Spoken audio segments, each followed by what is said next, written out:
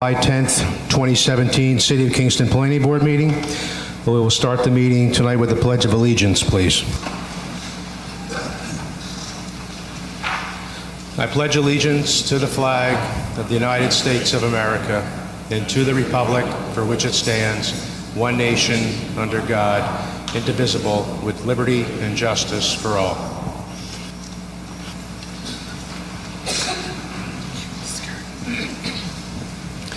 Just a few housekeeping notes before we get started. Introductions. Exits are on either side of the council chambers here. If we have an emergency, we're going to use the stairway to exit the building. Silence of cell phones now, if you could, please. And if you need to have a conversation, there are two conference rooms on either side of the council chambers here. You can certainly take it. Well, one of them is occupied right now, isn't it? Do they have a meeting going? Yes. Yeah. This one over here would be your conference room to go to. Bathrooms are out this doorway, and we ask that you please respect the speakers. Introductions. My name is Wayne Platt Jr. I'm the chairman. We also have Vice Chairman Charles Polacco, members Mary Jo Wiltshire, Jamie Mills, William Tubby. We also have the Planning Director, Suzanne Cahill. Assistant Planner is Kyla Haber. And Daniel Gartenstein is Corporation Counsel. Okay, we begin each meeting. This is item number 1 with an open public speaking. We allocate 15 minutes for this purpose. Folks who come up here don't necessarily have to speak about anything that's on our agenda tonight. However, I will remind folks that we are going to have a public hearing tonight on number 32 of Beale Street, which is item 10 on the agenda. As I said before, we have a sign-up sheet here for anybody who wishes to speak, so we can identify you and have when you come up. So during the open public speaking, if we could hold off talking about 32 of Beale till everybody's going to have an opportunity to speak at that time. So, having said that, anybody who wants to come up at this time? Merle, come on up.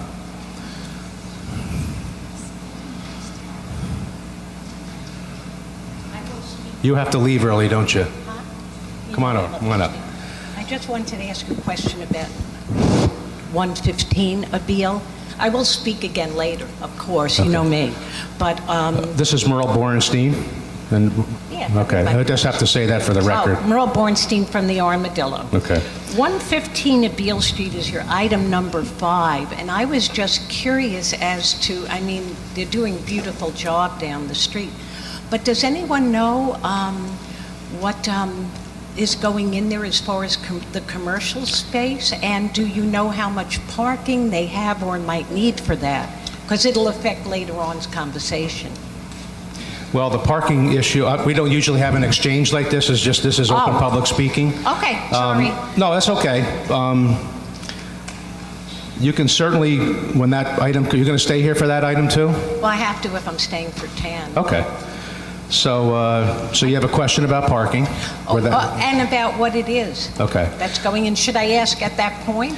Well, the parking has already been taken care of when they originally came for their original application. We're here for a renewal for that at this time. Okay. Okay. And we'll certainly, that's going to be one of our questions about, what his plans are. Does he have any plans for the commercial space? Because it has to do, with the parking, depending on what it is. So they have a lot. I'm sorry? They have parking. They have, that's already been dealt with, yes.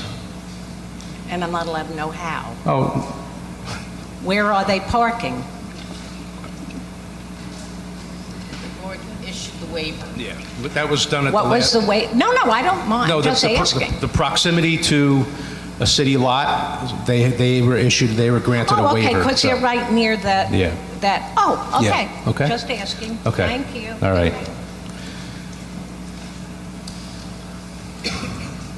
Anybody else? Joe? Come on up here. I've only got this time to speak. Okay. I see, so it's just very brief. Okay. Okay, so... Joe Marchetti, that's at the mic right now. Hi there. Okay, so thank you very much for the opportunity.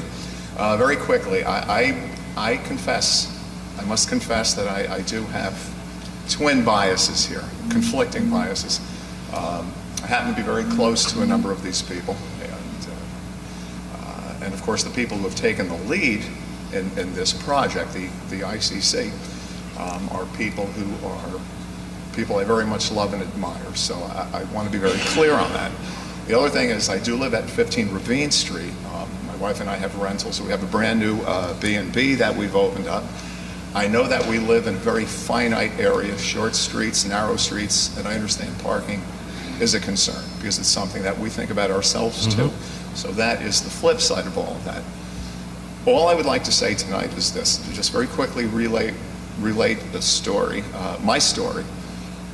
I have for almost 32 years now, stood on my deck and looked at an old abandoned building that I despised. Nothing was ever done. I watched turkey vultures land on it. I watched pigeons fly out of it. I watched rats run around it.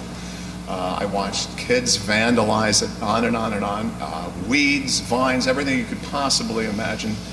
And the odd thing is I actually came to love that inactivity. I came to love that decay. It was the strangest thing. It made no sense. But then what I found was this. I was very comfortable with no change. At that point, it became a matter of no change. I got to the point where I didn't want to see it developed against my own intuition, my own nature. And then all of a sudden, 30 plus years later, a wonderful couple came in. And I addressed this. I don't know the people here who I'm assuming they're here, the people who own the Victorian, the Victorian that borders the property. I very much understand your concerns. I'm a neighbor of yours. My understanding is you're very good people, and I do appreciate where you're coming from, and I think a lot of what you have to say is valid. I have to give you that. But what I would say is this. As the building began to be developed, and there was all of this activity, and I was actually finding reasons to hate it, it bothered me to see the roof getting repaired and windows being put in, and a parking lot. And then it bothered me to see construction crews come in. Then all of a sudden I realized the building wasn't the problem, I was the problem, because I'd become too comfortable with the status quo. And what I would say to these people, and I'm sure you're very... I'm sorry. Okay, I'm sorry. For me, that's unusual. You can just take that mic right out of there, Joe, Okay. if you want. All right, so, at any... I feel like Elvis now, for God's sake. And, of course- and make sure you do most of your speaking to us. So we can Okay, hear so you I'll try talk. to split it. Okay. So, but what my point in all of this is this. I appreciate your concerns. I think they're fair. I think they're valid. But what I would say is this. I almost had to go kicking and screaming and be led into the next decade. For over 30 years, I watched nothing get done and became very comfortable with it because I refused to embrace change. What I would say is this. Give these people their due. They're good people. I think the project, and I was not for this project early on either, but I have come around for this very reason. I think if you give them their due, owing to the fact that you have some of the finest people in the city right here, give them an opportunity. Instead of fighting it, I would say learn to embrace it. You just might find that it proves to be the same blessing in disguise that the development of our building was for us. Today, I couldn't be happier, but if I had had my way and if I could have stopped it, I probably would have. But I didn't. Fortunately, sometimes the best decisions that you make are made by somebody else. So what I would say is just keep that in mind. I don't think you'll be disappointed.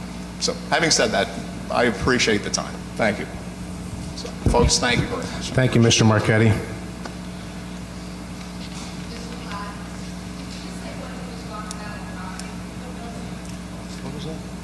Marion, what was that? I think he was talking about the neighboring property, the Victorian, where the Harveys live, I believe. I thought. Okay.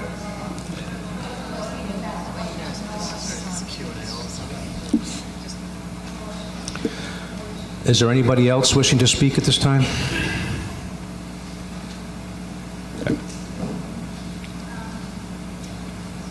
I wanted to say something about the property across from the East Strand property, across from the Maritime Museum that's being proposed. Can you just state your name and address, please? Tanya Garment, 102 Abiel, Wirt Street. Okay. So the last planning board meeting, what was accomplished was more parking. And I think that's the least of the problems with that building. It's, I understand that it's going to be going before the Ulster County Planning Board and I called it the Preservation Commission, but the, not historics, heritage area. It'll be going before those two boards, but, and I think you may be having more time to speak about it if it comes back to you again, but with all the time that you have, I really encourage you to look into it further. Look into the architect. Look into the architect's other buildings. Are those buildings the kind of buildings that we would like on the waterfront? Is it an architect that can really add something to the waterfront in terms of walkability? It's a very walkable neighborhood, and what they are proposing, and I understand that it's a response to the floodplain, that it has to be 5 feet above the sidewalk, and that was the reason that the building is set back, but it leaves it with no relation to the sidewalk. If you are walking past that building on the sidewalk, you must enter their private property to look in those windows. It basically is going to cause a blank space that you have to walk by. It's the opposite of what infill development is supposed to be, or walkability, and that would fall under maybe the Heritage Area Commission, maybe the Climate Smart Kingston. I know it would fall under that, but we don't have very many design regulations for down there, but I would encourage you to do what you can, because it's basically a mini strip mall, a walkable pedestrian strip mall, and the streets behind it, that go behind it, are public streets. They're owned by the city. What's it going to be like back there? I didn't hear anything about what that will be like. Are those going to be loading bays? What is it going to feel like being the people who live across from it in the back? And I also encourage you to look at the other buildings that these developers have had. I don't know if we want what the architect's offering, and I don't know, I have the luxury of not being diplomatic about that, and I don't know if we want what those developers tend to offer. Thanks. Thank you.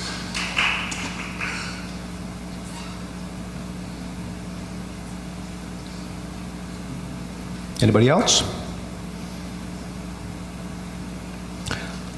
Okay, thank you. We will close the open public speaking at this time. Moving on to item number 2 is the adoption of the June 12th, 2017 Planning Board minutes. Everybody's had an opportunity to take a look at them. Any questions or additions? Everybody's good? Chuck? Okay, at this time I'll make a motion that we adopt the June 12th, 2017 Planning Board minutes. Do I have a second? Second by Chuck Polacco. All in favor? Opposed? Carried.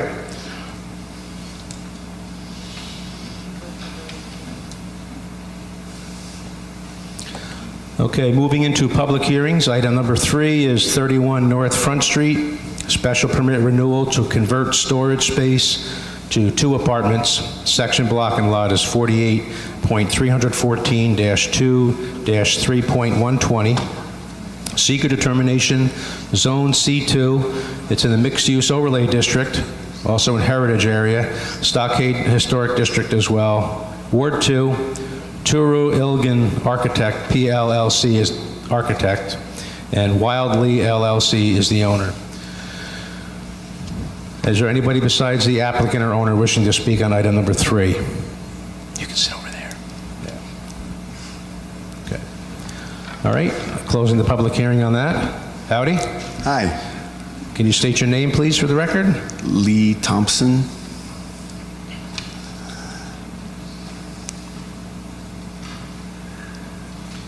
All right.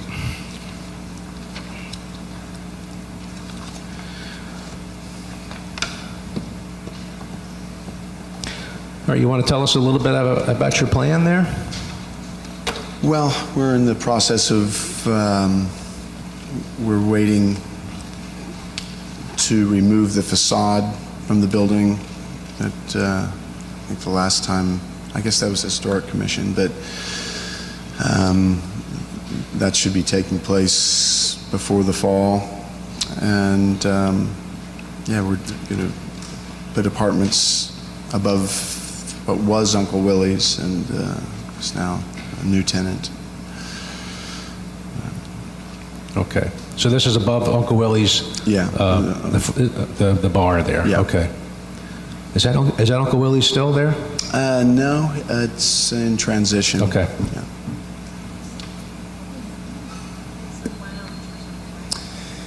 Yeah. Yeah. They're still going under Uncle Willie's Inc., but the DBA is changing. All right, so I see here, Sue, that plans and elevation plans and floor plans were submitted during a prior review. And the, I don't believe any changes were submitted. okay. Yeah, nothing. No, at the time, I think you said that you were putting off on doing renovations because of Well, potential for the parking lot. yeah, exactly.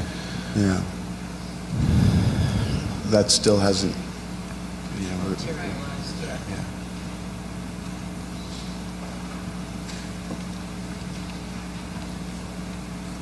Okay, so we're just under a renewal here. There's no changes to the, all right. That should have been my first question. Are there any changes? All right. Anybody have any questions? Chuck, you good? All right, so under the term for the special permit, the initial permit was for a period of 1 year, and staff is recommending continuing the 1-year term until the project is complete. This is just standard stuff until we Right, see yeah. some progress on it. Gotcha. And so, does everybody feel good with that? Going with a 1 year? Okay. Under SEQR, this is a Type 2 action. So predetermined to have no environmental impact, no further review of the board is required. So at this time, I will make a motion that we approve item number 3 for a period of 1 year. Board policy 6 still needs to be signed? All right, and all of the original conditions carried forward as well? I think we need to put a Knox box on there too. I don't know if that was one of the original conditions. That's just for after. That's the Knox box. You familiar with those devices? I'm sorry. A Knox box, that's for after hours. If there's a problem there after hours, the fire department can get in. Okay. They're the only ones that have a key for it, so. Okay. So anyway, that is a motion. Do I have a second? Second by Jamie Mills. All in favor? Opposed? Carried. Thank you, sir. Thank you very much.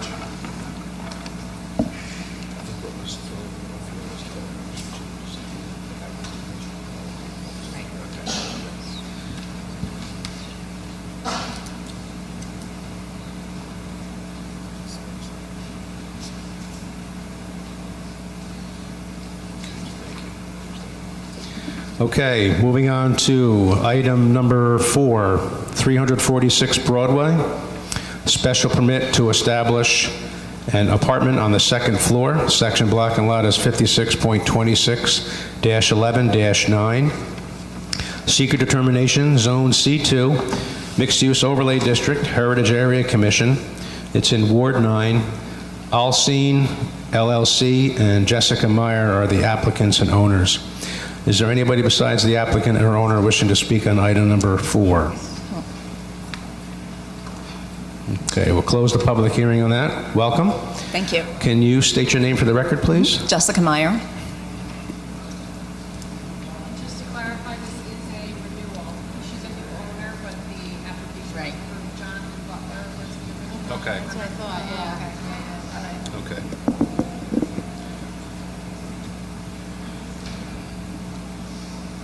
This is the standalone building that Scott Dutton helped with by the Monkey Joe? Is that in that area? Where is this one? No, this is down Wait. between Foxwell, Rhonda's Land. Oh, okay, I got it. Yes. Burger King. Roger that. Okay.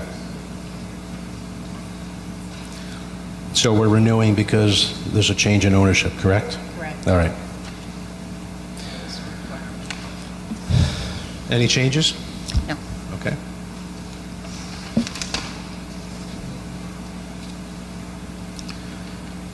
I think the only change that was mentioned is that you're going to put a kitchen on the second floor.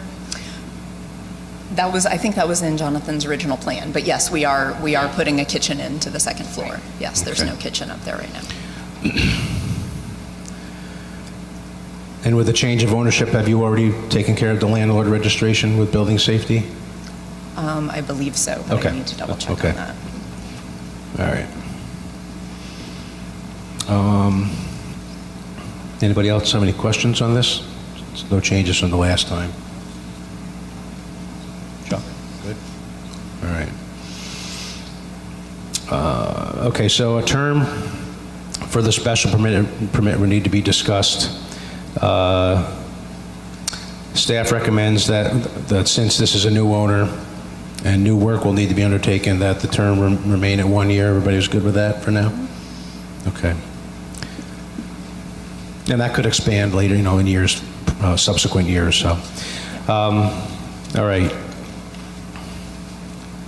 Under SEQR, this is a type 2 action, predetermined to have no environmental impact. No further review of the board is required at this time. And so at this time, I'll make a motion that we approve item number 4 for a period of 1 year. All original conditions carried forward. Were these things, these board policies Yeah. already listed on there? Okay.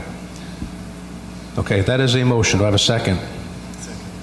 Second by William Tubby. All in favor? Opposed? Carried. Thank you. Thank you.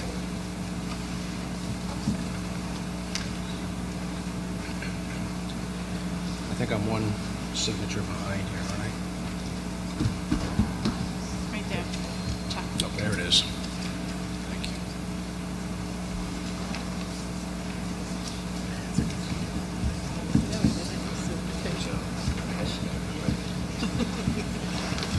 Okay, moving on to item number 5, 115 Abeale Street, special permit renewal for a mixed-use building in the RT zone. And section block and lot is 56.43-2-29.120. SEQR Determination, Zone RT, Rondout Historic District, Heritage Area Commission, Ward 9, and, boy, I'm going to get this one correct. Stefan. Okay, thank you. Thank you. What's that? Bogdanovich. Okay. What you said. Yeah, As exactly. the applicant owner. Is there anybody besides the applicant or owner wishing to speak on item number 5? All right, one of the folks, maybe, were you here in the beginning when Yes, Merle yes. spoke? Okay. She just had a question about the, and we'll get to that in a sec. Do you have any plans for the commercial space down there?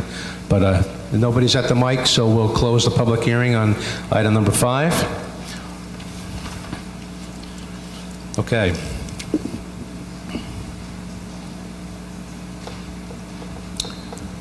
So let's start with that. Do you have any plans for the commercial space in the? Still for rent. Okay.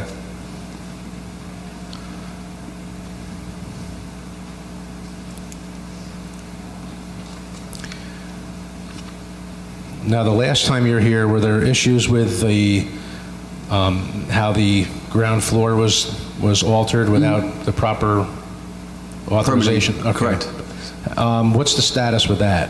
I met up with Historics. Okay. We basically, in principle, worked out a plan and have a final meeting, hopefully it's final on Thursday, just to kind of work out all the kinks. Okay. But I have a plan, basically what they want to get done. I'll give them the plan, and I think we should be good to go. Were you getting the feeling from them that they were okay with things as Yes. it was progressing? Yes. Okay.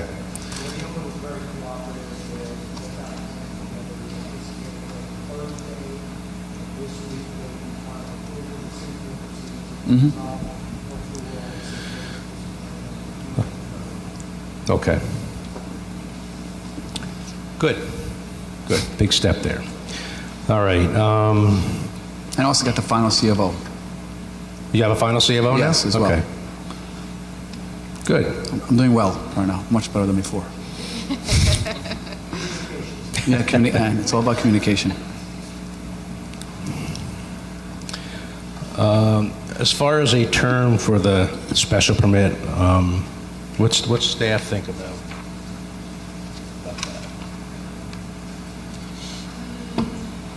Now, we didn't offer a term the last time, because this is, obviously, yes, for 6 months, and there were issues, yeah. What's that? It seems to have its ducks in a row. Do you want to go with 1 year for now, and does that sound okay? Just to start. Okay, I think 1 year sounds good. Are there any other issues with staff? Okay, anybody else have any questions? Good? All right. Thank you for taking care of those issues there, sir. My pleasure. Under seeker, it's a type 2 action, so no further review of the board is required at this time. So at this time, I'll make a motion that we approve item number 5 for a period of 1 year. Do we need verification from landmarks? Is that going to be, do we need official? I wrote it. Okay. Check. Yeah. And that'll be contingent upon historic's approval, Of course. which seems to be on the way. Yes. Good. Board Policy 6 will need to be signed, and all original conditions carried forward. That's a motion. Do I have a second on that? Second by Jamie Mills. All in favor? Opposed? Carried. Thank you, sir. Thank you. Good luck. Have a good evening.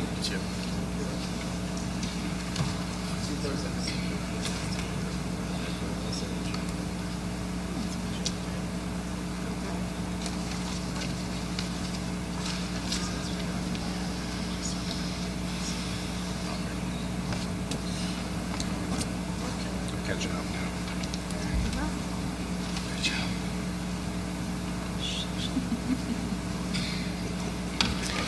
Okay, moving on to item number 6, still under public hearings. 76-88 Spring Street, special permit amendment for 12 apartments.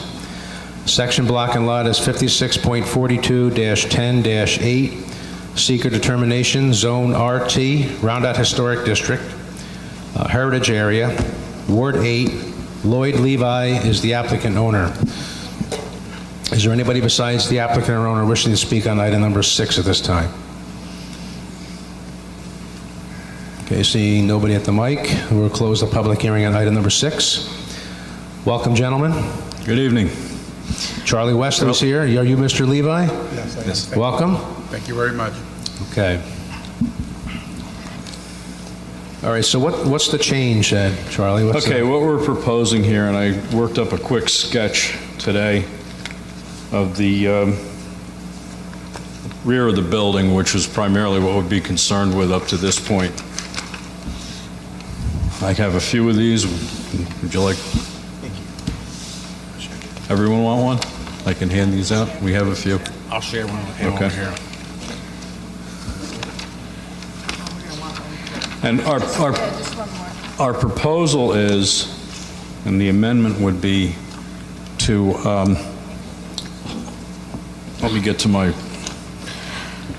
right now, what we have is, we have 6 4-bedroom apartments that you enter from Spring Street. Okay. And we had previously, at our last meeting, and the last time we appeared, under a previous owner, we had gotten permission to put the garden-level apartments in, which was essentially an efficiency apartment, 1-bedroom.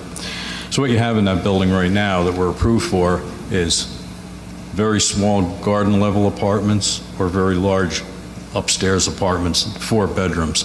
What the new owner would like to do, and what the sketch reflects, is to create 2 floors per apartment. So in other words, the entrance to the lower level apartments would be at the rear, and that would become, that garden level would become the kitchen and dining area, and then open up the staircase to the 2nd floor, which is the actual Spring Street level, and make that the bedrooms. Then also at the Spring Street level, you would come into a common hallway, or to a, not, wouldn't be a common hallway, actually, it would be the entrance to the upstairs apartments, which would again be a duplicate floor plan, kitchens and bedrooms up. and we've spoken to the building department about this. We would have to have the top floor sprinkled, which we've looked into, and we're agreeable to that. And there's an issue with fire escape that we have to address as far as the code goes, and we may petition the state to waive us on that because of the historical nature of the building and because the fire escape in the rear would be very difficult to do.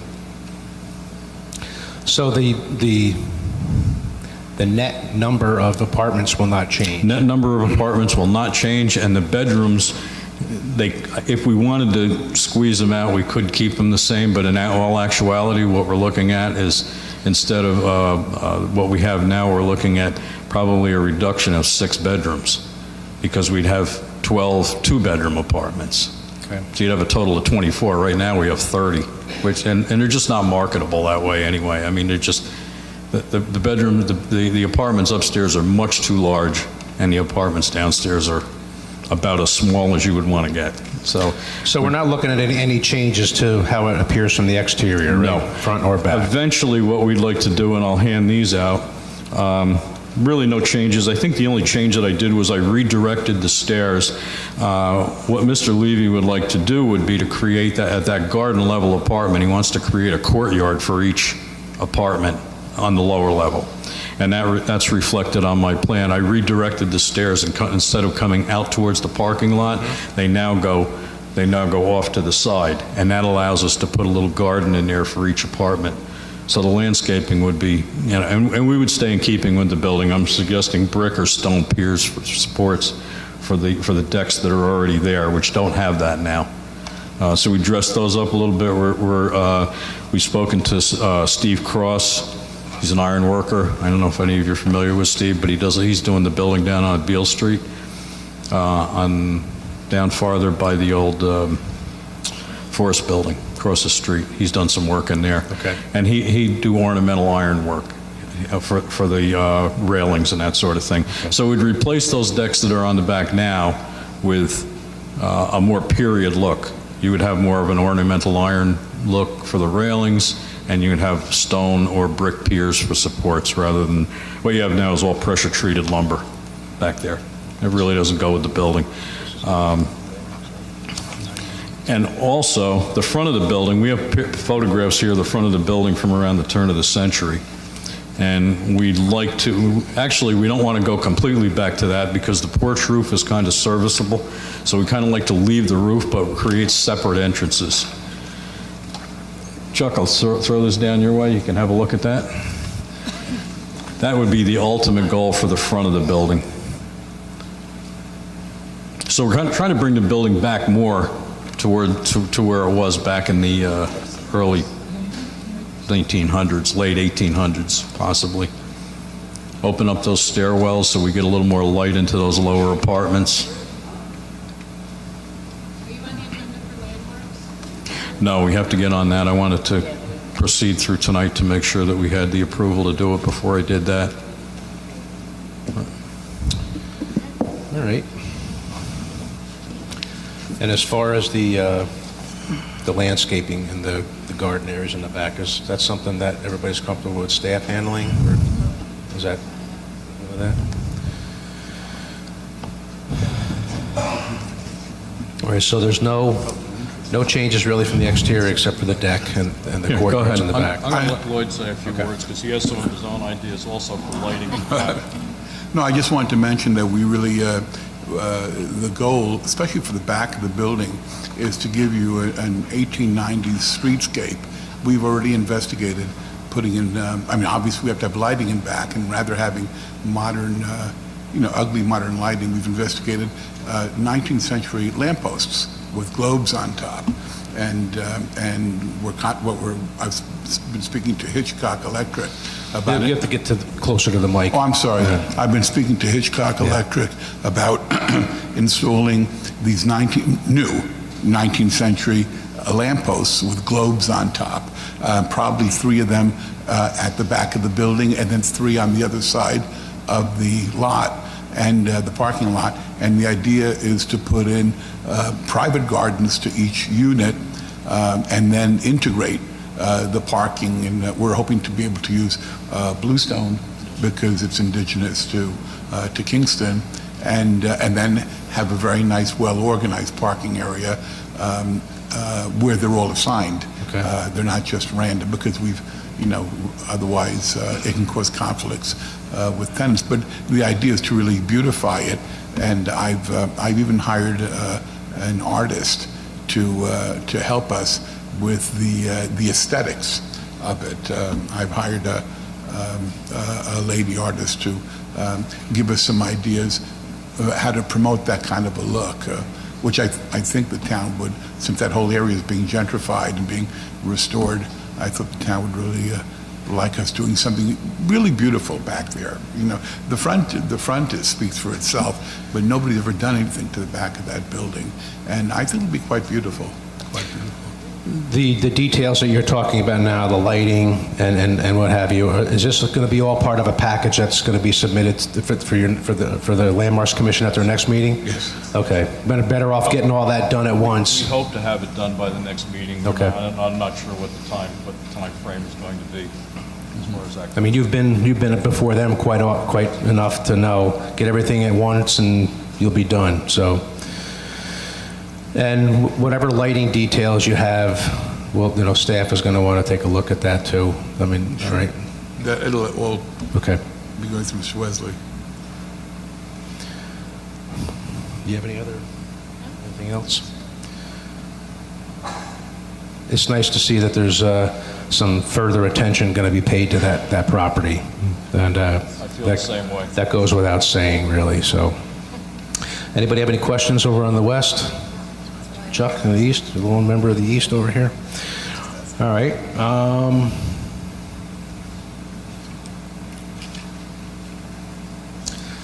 All right, so a term will have to be set.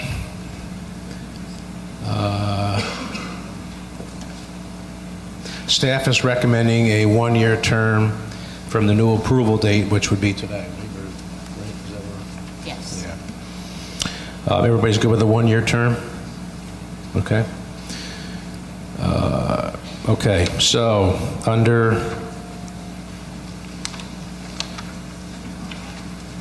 so it doesn't need any further review under SEQR. Am I reading that correctly? Okay. All right, so at this time we'll make a motion that we approve item number 6 for a period of 1 year. They still need to have approvals from Historic Landmarks Commission and Heritage Area Commission. The lighting details and the garden and deck details will be submitted to staff for their review. And we're going to have a Knox box in this building too, right, Charlie? Yes. Okay. And board policies 4, 4A, 5, 6, 7, 12, 18, 18A, 22, and 23, which are part of the original conditions anyway, correct, Sue? Yes. Okay. So that's a motion. Do I have a second? Second by William Tubby. All in favor? Opposed? Carried. Good luck. Thank you very Great. much. Thank you for coming. Than's very much. All right. I couldn't help We but can have see this, that Charlie? I- We can have this one? Oh, yeah. Is that your family? It has to be. Oh, you'll be. Just a relative. You're gonna Sounds be. beautiful. You're gonna really like. This is a legacy thing for me. I'm 72. This is.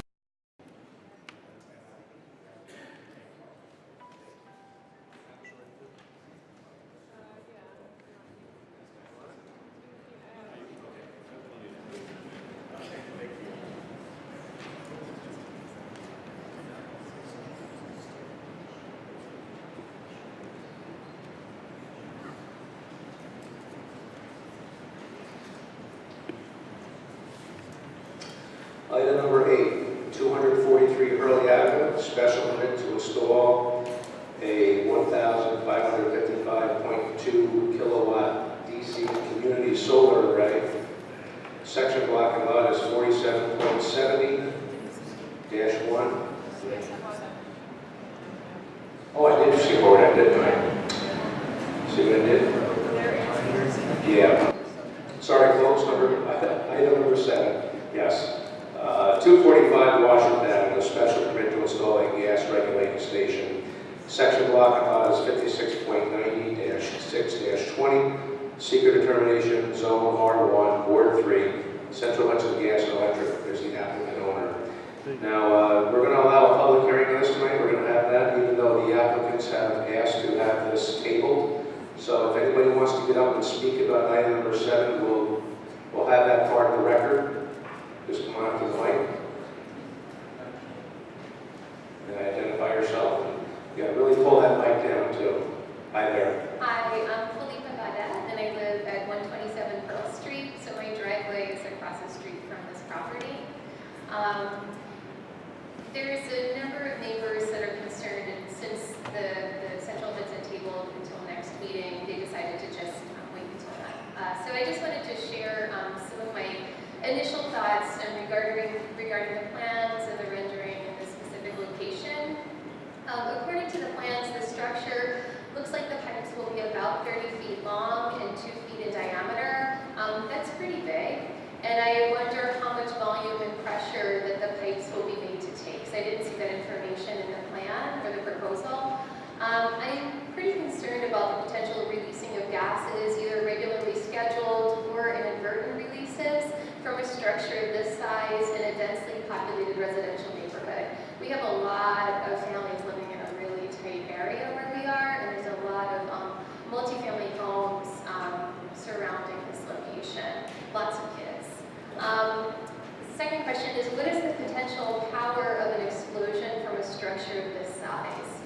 So it's pretty big. And so along with that, just comes the idea of safety. Washington Avenue is a major thoroughfare for our emergency vehicles. I know because I have fire trucks and ambulances and police coming by my house all the time.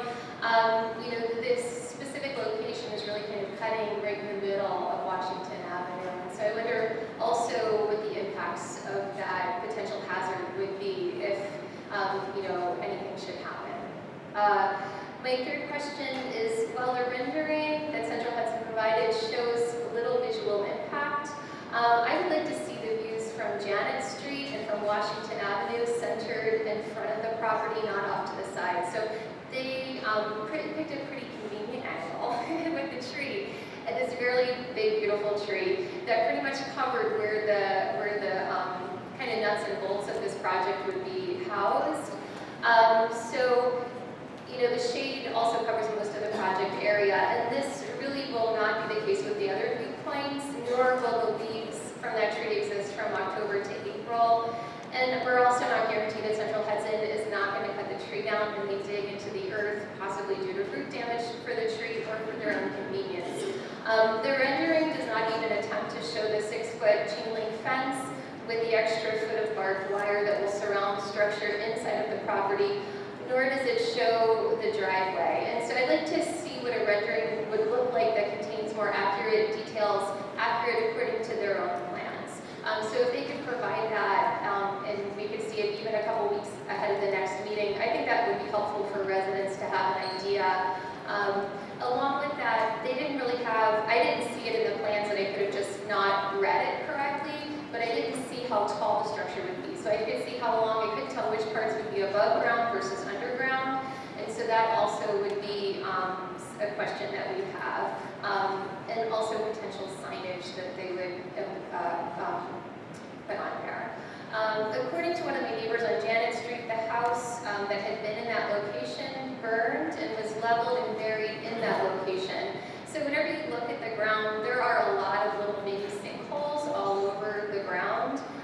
So I just question if that ground is stable enough for that project. Also, what types of environmental hazards are contained in the soil, as almost all the houses in our area have had lead paint on them, and that lead has kind of come off and ended up in the soil. And will any of those hazards be introduced into the air whenever Central Hudson digs? And then my last question is, or actually next to the last, how would the vibration of the trucks and buses impact the structure? So this is very specific to this location. My house shakes regularly from the trucks and the buses that are coming down our street. And so I do wonder how that would impact this type of a structure. And another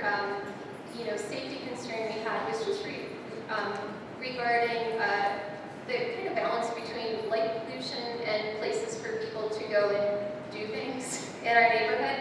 So we're putting up, you know, this nice barrier. We now have places where people can go and sleep at night. So these are also concerns. People can get pulled in there at night. You know, I think that our neighborhood has really come far. We've lived in our house for 15 years. We've watched the neighborhood go from nobody would really buy a house in our neighborhood to everyone's trying to buy a house in our neighborhood. And so I think that's really due to the businesses and the residents in the area really trying to bring up the neighborhood. And so, you know, I don't necessarily know that this is the right place for this type of a plan, considering the density of the area, and then also considering it's very residential. And I do wonder if there's a better place for them to put this. I'm not against them fixing infrastructure. I just don't know that Washington Avenue is necessarily the place to do that. Do we have that document? Was that something you would feel comfortable giving to us, or?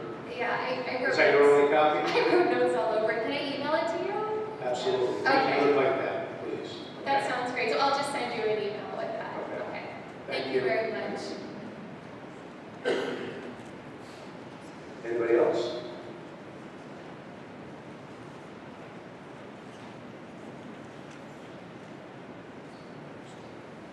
Hi there. I didn't sign up for this. Well, that's okay. You can pull that mic up really close to you and give us your name and address and have at it. Mark Haber, 20 Janet Street. Okay. I lived on Janet Street when that house burned down. And the lady's totally correct that they buried the construction debris 20 and 30 feet under the ground. And now it's all sinking down. There's at least 4 sinkholes on that property where they buried the construction debris. And I walk on Emerson Street a lot, where they have one of these things, and you can't walk past on the other side of the street, on Emerson Street, and not smell the gas. I don't care when I go by there, it seems like every time I go by there. They have a leak on Emerson, a gas leak on the corner of Emerson and Main Street. Yeah, speak to the state of It sounded just like, it smelled just like there was the everyday fumes coming out of their thing. And I understand they don't keep it up because that piece that they have on Emerson Street it needs to be painted, rusting. They don't take care of it. And you look at your electric lines the same way. They trim the trees along the electric lines. They'll chop the tree off just below the electric lines and leave a dead stump there to fall over.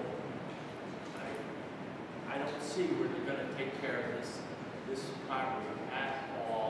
Once they get there, it's going to smell and ruin the whole neighborhood. Thank you. Thank you, Mr. Haber.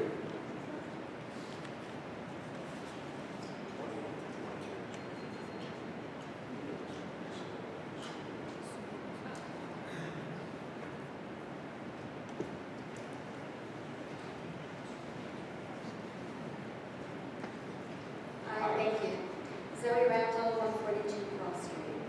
I've owned property and lived in Kingston on and off since 1997. I'm a denizen of the Rondout as well as Cross Street. The proposed plant is in the middle of a residential section, and I know that we have commercial properties on Washington Avenue, dentists, chiropractors, restaurants, what have you.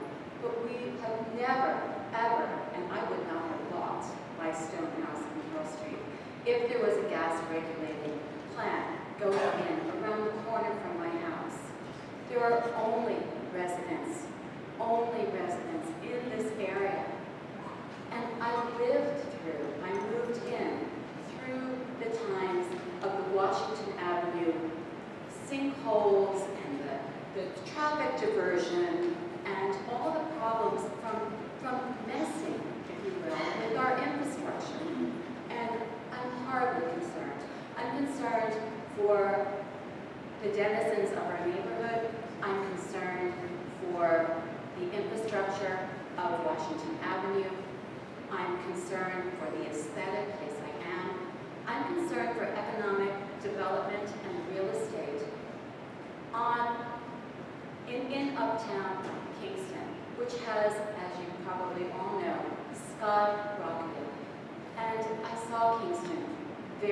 very low, and I'm seeing Kingston come very, very high.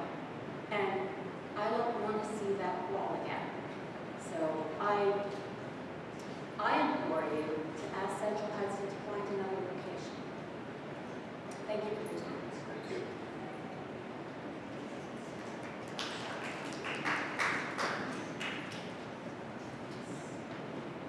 Anybody else? Okay.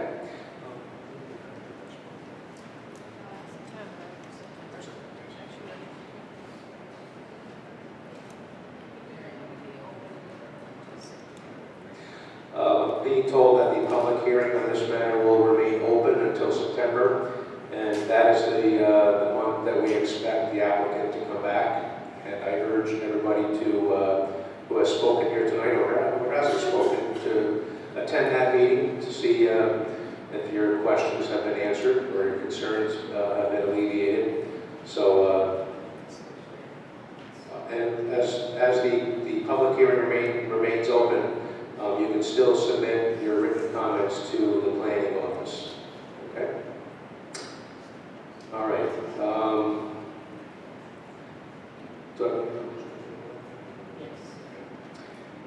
This time I'll make the motion that we table item number 7. Do I have a second? Second by Chuck Delaco. All in favor? Opposed? That's carried. All right, now we move on to item 3. 243 Hurley Avenue, special permit to install a 1,555.2 kilowatt DC community solar array. Section block of lot is 47.70-1-6. SEQR Determination. It's in Zone C3, Ward 1. Hudson Solar is the applicant. St. Clair's Church of God Incorporated is the owner. Is there anybody besides the applicant or owner wishing to speak on item number 8? Okay, we'll close the public hearing on item number 8. Welcome, gentlemen. Can you please state your names for the record? James B. China, lead pastor of St. Clair Church of God in Christ, a.k.a. Point of Grace. Jeff Irish with Hudson Solar. Okay.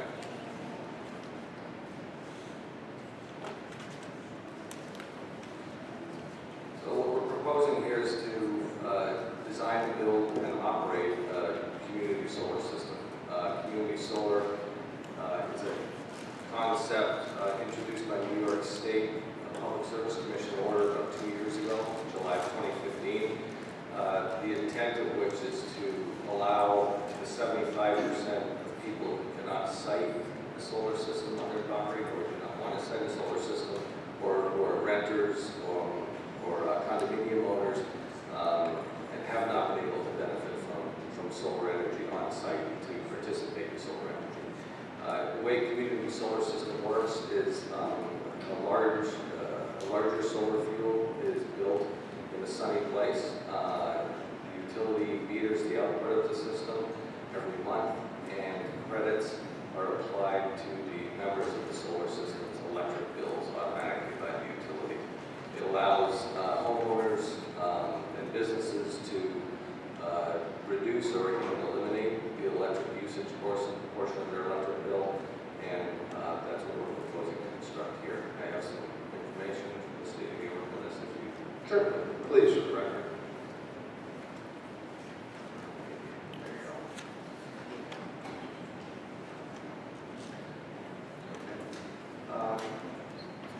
We've been working now for the last few months with the Point of Grace Church. They have a 17-plus acre parcel in the C3 zone, and the north end of that property is in an elbow of Silvis Creek. It's currently scrub brush, basically, and not used for anything. They've been generous enough to consider hosting a community solar system there that would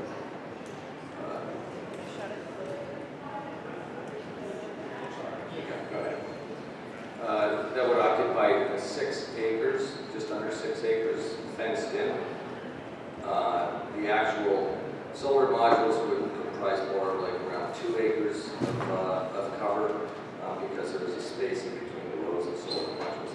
system this size would be big enough to offset completely the electric usage of approximately 200 to 250 residential customers. Part of the output from the solar system will go to the church to eliminate their electric bills and help them financially. The majority of the solar system will be sold in the market to people who want to participate in it.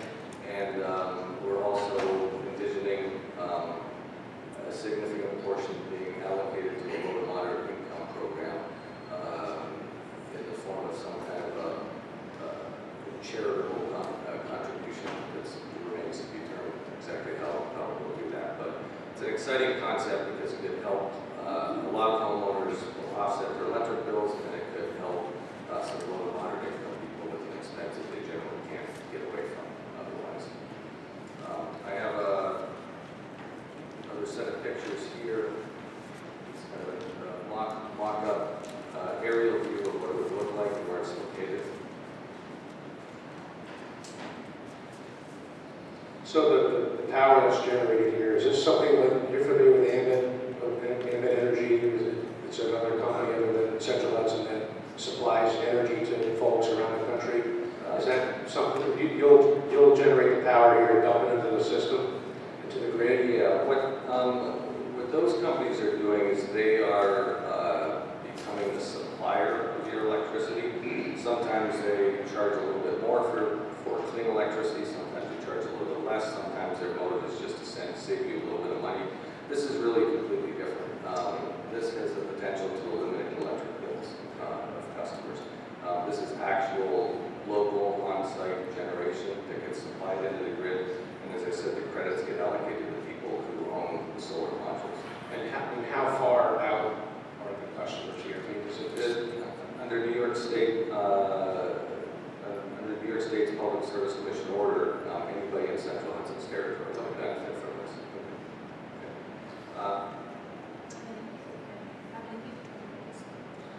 this. This system would be large enough to completely offset about 200 to 250 residential customers. So basically, you zero out their electric bill except for the fixed portion that Central Hudson charges just for being connected to the grid and having a meter. That's outside of what would be given to Clark Richters? Yes, pretty much, yeah. And what about the site conditions? It's a floodplain area. How are you addressing that? Yeah. We've, one of the first things we do is we contact DEC to see if they have any concern with the area. They've expressed that they have none. So they have no issues with us siting it here. As far as the floodplain, the system will sit at a minimum at the lowest point 2 feet above the ground. General reason for that is for shedding of snow in the winter, and also to allow mowing in between the rows, periodic mowing. So any flood waters that went up to about 2 feet would not have any impact on the system.